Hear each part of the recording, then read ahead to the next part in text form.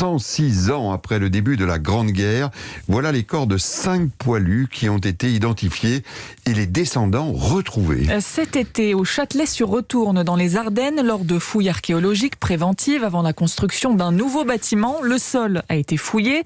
Résultat, 14 corps de poilus ont été mis au jour. Laure d'Autriche, bonjour. Bonjour. 5 soldats ont finalement pu être identifiés.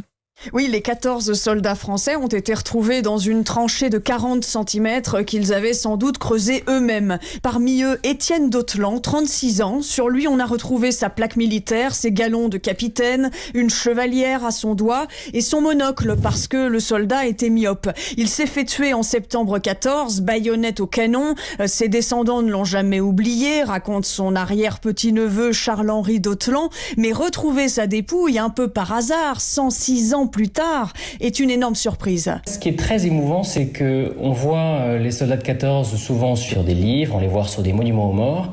Et là, quand le directeur des fouilles départementales nous a envoyé les photos avec des éléments très précis, très personnels, ça a été une surprise totale, brutale. On parlait de lui comme un jeune homme qui s'était totalement donné à l'image de sa génération pour défendre son pays à l'instar de bien d'autres mobilisés. Et en 1914, le corps de ce poilu a été enterré par les Allemands dans la tranchée où il est tombé. Il sera probablement bientôt déposé dans le caveau familial de sa commune de naissance, un village dans le Beaujolais. Explication de Laure d'Autriche pour Europe 1.